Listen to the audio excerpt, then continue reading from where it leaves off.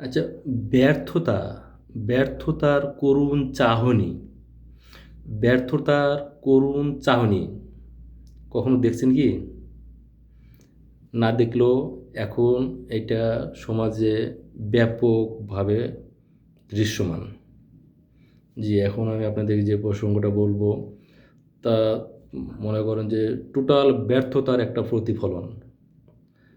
আপনি যদি কারো ব্যর্থতার প্রতিফলন, ব্যর্থতার করুণ দৃষ্টি দেখতে চান, করুণ দৃষ্টি, তাহলে বড় বড় যেগুলা মনে করেন যে হোক ধনাঢ্য এরিয়া, হোক বিশাল বাড়ি, হোক মনে করেন যে জমিদার ক্যাটাগরি বাড়ি, হোক বৃদ্ধাশ্রম, হোক হাসপাতাল, গেলে দেখতে পারবেন কিছু সিনিয়র সিটিজেন যারা একসময় ছিল সেই রকম প্রতাপশালী।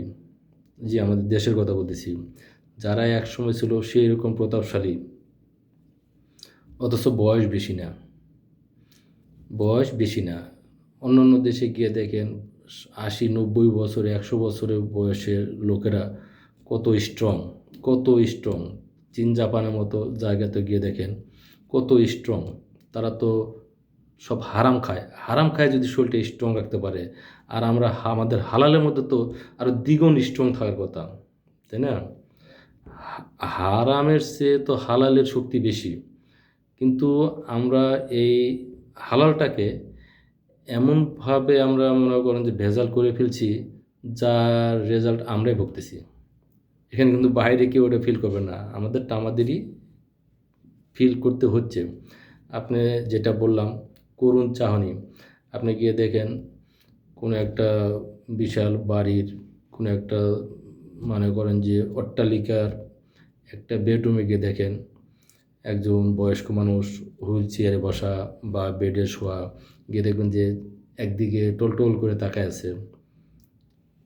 আবার আপনি বৃদ্ধাশ্রমে গিয়ে দেখেন মনে করেন যে হয়তো জানলা দিয়ে বা বারান্দার দিকে কোনো একদিকে তাকায় আছে, আকাশের দিকে, ফাঁকা ফাঁকা জায়গার দিকে, কোনো একটা গাছের দিকে, কোনো একটা সাইড হতে পুকুর আছে, পুকুরে কোনো একটা ফড়িং উঠতেছে, ফড়িংয়ের দিকে তাকায় আছে, এক দৃষ্টিতে তাকায় আছে। ওটা কিন্তু ওটা তাকানো না, তার নিজের অতীত রেখে আসার যে বিভিন্ন স্টেপ বাই স্টেপ যে পদক্ষেপগুলো, যেগুলো তার নেওয়ার দরকার ছিল, না নেওয়া হয় নাই। তার যেটা করলে ভালো হতো সেটা করে নাই। পারিবারিক দিক থেকে সে ব্যর্থ হয়ে গেছে, পারিবারিক বন্ধন থেকে সে বিচ্ছিন্ন হয়ে গেছে। তার বিভিন্ন মানে রং ডিসিশনের জন্য ঠিক রাষ্ট্রভাবে তেমনি তার যেসব পদক্ষেপগুলো নিলে পরে সে তারও সুস্থ থাকতে পারতো, ভালো কিছু তার মনে করেন যে শরীরে আরও ভালো একটা এনার্জি পাইতো। হ্যাঁ, তার কিন্তু বয়স বেশি না। কে দেখেন ৪৫, ৫০, ৫৫ বছরের বয়সে কত মহিলা বা পুরুষ যারা একসময় সেই ধরনের গুরুত্বপূর্ণ পদে ছিল, কিন্তু কোনো কারণে সে তার দায়িত্ব পালন করে নাই। কোনো কারণে, এই কোনো কারণের মধ্যে কিন্তু বিশাল কিছু আছে, এত কিছু না যাই, কোনো কারণে সে তার দায়িত্ব পালন করে নাই। সেই ব্যর্থ দিনের কথা মনে করে করুণভাবে একদিকে তাকায় থাকে, সেই ব্যর্থতার রেশ তাকেই টানতে হচ্ছে। তার সঙ্গে সঙ্গে আরও লক্ষ জনতত্ত্ব টানতেই আছে। শুধু তার কথাই বুঝাইতেছি এই কারণে যে সে ইচ্ছা করলে এটা পরিবর্তন করতে পারতো, তারা ইচ্ছা করলে ভালো কিছু করতে পারতো, তারা ইচ্ছা করলে এই সমাজটাকে অন্যভাবে চেঞ্জ করতে পারতো। তারা ভুল করছে, খেসারত দিচ্ছে আমরা, সে কিন্তু ভুক্তভোগী। আবার এখন যারা ভুল করবে তখনও সামনে খেসারত দিবে আমাদেরই ছেলেমেয়েরা, সেও কিন্তু ভুক্তভোগী হবে। সে ওই ধরনের বৃদ্ধাশ্রম বা ওই ধরনের অট্টালিকার মধ্যে কোনো একটা রুমে বা কোনো এক বারান্দায় হুইল চেয়ারে বসে তার এই ব্যর্থতার রেজাল্ট তাকেই ফিল করতে হবে। আমি যদি ভুল না বলে থাকি, চিন্তা করে দেখবেন কাচের মতো পরিষ্কার। যার যার জায়গায় সে যদি সুন্দরভাবে কাজটা করতে পারতো, তাহলে হয়তো অনেকে আরও সুস্থ থাকতো, আরও ভালো থাকতো, আরও সুস্থ থাকতো, আরও ভালো থাকতো। এই যদি আমরা ভেজাল সাথে আমরা যদি কম্প্রোমাইজ না করতাম, আমরা ভেজালকে যদি আমরা প্রশ্রয় না দিতাম, ভেজালকে যদি আমরা মনে করেন যে জিরো টলারেন্স দেখাইতাম, তাহলে আমরা শারীরিকভাবে সব দিক দিয়ে, মানসিকভাবে আমরা সেরকমভাবে সুস্থ থাকতে পারতাম। এই যে মনে করুন যে এখন যারা রানিং, যারা দায়িত্বে আছে, সংসদে কোন, সংসদের বাইরে কোন, যে যেখানে দায়িত্বে আছে, তাদের বয়সই বা কত? গিয়ে দেখেন খুবই সামান্য বয়স।